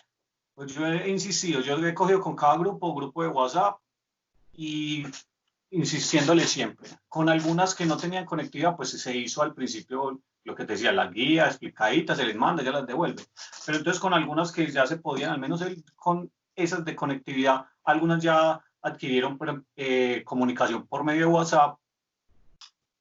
Yo muchos ejercicios o dudas que tenían les decía, si tienen dudas los grabo. De hecho, con la mayoría de estudiantes, pues las clases mías son por una plataforma de videollamada, pero con las otras lo que he hecho es que grabo, si tienen alguna duda, resuelvo, grabo y así de forma sincrónica se las envío, ¿cierto? He intentado tener esa conexión, ¿cierto? Ya que no se puede estar pues, de forma sincrónica con ellas. Muy pendiente siempre, preguntándoles, llamándoles, algo que decía, que mencionaron Robert y tú ahorita, y es que hay que estar dispuestos total, ¿cierto? 100% a estas niñas, o sea, estar casi como un sabueso indagando si hay algún cambio o alguna actitud no normal, porque frente a eso pueden suceder. Yo en ese momento tengo un estudiante que está con indicios de suicidio. Y de hecho, ayer hubo entrega de informes en la institución donde yo trabajo y todos se conectaron, pues, los acudientes y ella no se conectó. Hubo 3 que no se conectó. ¿Qué hice apenas terminé? Teléfono a llamar. Me contestó y me contó, profe, estado de una. Llamé a la psicóloga porque ella está en atención. Entonces, eso es un elemento que hay que estar siempre. O sea, a cualquier cambio que vos ves, porque está en juego la vida de una persona, la vida de una joven. ¿Qué la llevaba a ella? Que tiene unos ciertos inconvenientes familiares. Entonces, cada cambio que vos ves, no te puedes hacer el de, sí, ve, no se conectó, hace tiempo no se conecta, ¿qué pasará? No. En esa pandemia o en esa situación hay que estar atentos, hay que estar siempre pendientes, alertas de cualquier cambio en los comportamientos. Entonces, frente a la pregunta tuya, con la evaluación, sí, lo que he intentado es teléfono y estar en comunicación con ella, ¿cierto? Poner al máximo de nuestras posibilidades la atención hacia las niñas. Obviamente para ellas es más complicado que las que tienen conectividad porque yo me conecto, estamos aquí en línea, entonces vos me puedes preguntar acá y yo te respondo, pero he intentado hacer eso, comunicación con ellas. Y quería acotar algo que, pues como para el cierre, y es que esos medios de comunicación también han permitido evidenciar la indolencia entre muchos y la falta de solidaridad. Por ejemplo, una mamá ayer me dijo, profe, le cuento esto, pero no mencioné pues con las niñas el nombre de mi hija. De hecho, ya es una tarea que tengo para la próxima semana, empezar a trabajar con ellas. Y es que la niña es nueva en el colegio pues este año, ¿cierto? Y en los grupos a veces tienen dudas y entonces ya en el grupo de WhatsApp pregunta, niñas, ¿quién hizo tal cosa de tal materia? Y la dejan en visto, nadie responde. Y le ha ocurrido varias veces que a la niña le ha costado llanto, me decía, ella ha llorado, verse ignorada, verse no ayudada, verse como que no les importa a las demás. Entonces, como que esa indolencia frente al otro. Esas situaciones, esa pandemia también nos da a nosotros como docentes la posibilidad aparte de enseñar números y cosas y datos, de cómo frente al otro realmente lo ayudo cuando está en una dificultad. Creo que este COVID, lo que decía ahorita, lo del trapo rojo, lo de nosotros vimos en las unidades cuando armaban el estantico que decía, si tienes pon, si no tienes coge, ¿cierto? Con respecto a o sea, cómo nosotros afortunadamente tenemos unas condiciones de vida razonables, buenas, pero mucha gente no. Entonces, ¿cómo esta situación nos tiene que tocar como humanos y más a nuestros jóvenes, a los niños, a los adultos, pues a todos los colombianos como sociedad, de cómo puedo ayudar al otro en una situación de estas, de cómo debo fortalecer la solidaridad, cuando independiente el que sea, si es mi profesor, si es mi amigo, si es mi vecino, si está pasando por un mal momento, lo debo ayudar. Me parece que ese valor acá se tiene que fortalecer y es de la solidaridad. Muy, muy fuerte porque ese es un país muy indolente. Que las cosas, todas las tragedias sociales que tenemos, no nos despertamos solo cuando nos tocan. Hay X tragedia, hay un secuestrado, mataron a alguien, le robaron a alguien. Como no fue a mí, entonces me hago el de la vista gorda. Entonces creo que esa situación en todos los campos académicos nos tiene que dar la posibilidad de ahondar en eso, en que las personas que por lo menos están en contacto con nosotros, le demos esa posibilidad a que la solidaridad entre todos crezca, y más cuando se es joven o niño, que es donde más se requiere. Pues no quiere decir que los adultos no, pero cuando uno está más desvalido, un niño necesita, un joven necesita que lo ayuden en todos los ámbitos. Eso sería pues como todo. Sí, ahí uno ve mucho cómo en esos aspectos uno entra a priorizar, qué es lo más importante, que un niño aprenda conceptos por aprenderlos, o si finalmente su emocionalidad esté estable en su familia. O sea, si un niño que está feliz aprende, pero un niño que tiene tantas carencias y tantas violencias familiares, difícilmente va a ser un niño que va a tener un óptimo aprendizaje. Entonces uno como profesor sí tiene que empezar a ver más la humanidad del niño, del joven, del adulto con el que nos estamos enfrentando, y dejar de un lado la academia para podernos acercar hacia lo humano, hacia lo solidario. Sí, concluyo con algo. Creo que, como lo dije al inicio, el proceso, nuestro trabajo en este momento no puede ser generarle más conflictos y más problemas a nuestros estudiantes. O sea, nosotros tenemos que servir de ayuda, de bastón, pues como de faro, de frente a todas las dificultades que estén enfrentando. No puede ser que una niña, lo que decía Robert, por ejemplo, yo con lo de las cámaras no obligo, porque me parece es violentar a la persona frente a las condiciones que esté. Yo me muestro cuando quiero, yo hablo contigo cuando quiero. Obviamente estoy en un proceso educativo, entonces debo participar, pero yo hago un símil y lo veo como cuando en el colegio a vos llegaba a la clase y empezaban a llamar a lista que te obligaban a salir al tablero. Yo creo que esos son de los momentos más trágicos de un joven, y es esperar el llamado a que voy a salir. Pues uno sudaba, pues quería desaparecer. Yo en general en mi práctica jamás lo he hecho, porque me parece que no puede ser que un espacio de aprendizaje y más del área en que vos te desenvolvas pueda ser sinónimo de sufrimiento para el otro. El aprendizaje siempre tiene que dar problema para resolverlo, pero como reto mental, pero no como un problema personal. Entonces, en esta pandemia, tiene que ser que los espacios que nosotros generamos sean al menos un poquito de alivio para nuestros estudiantes. No podemos ser una carga más para ellos. Creo pues que en general eso es como la experiencia que he vivido en esta pandemia.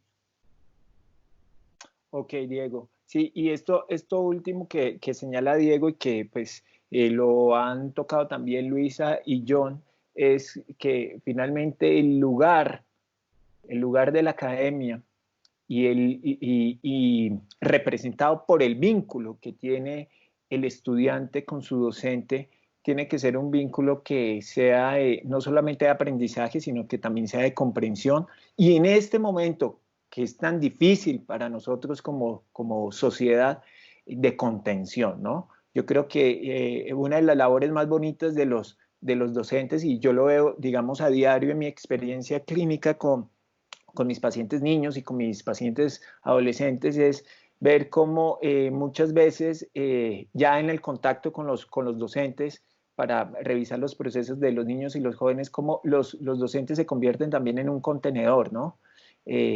Como diría un psicoanalista, un continente que va a recibir las angustias y va a recibir los temores, también recibe las alegrías, las satisfacciones de ese sujeto. Entonces, me parece que es bien importante retomar esa idea, porque el quehacer del docente, el quehacer del educador, no solamente es de facilitar unos contenidos que a la larga van a favorecer un aprendizaje, sino que son también todo un faro, y voy a utilizar la metáfora que usó Diego, un faro pues de vida, ¿no? De crecimiento, de enseñanzas.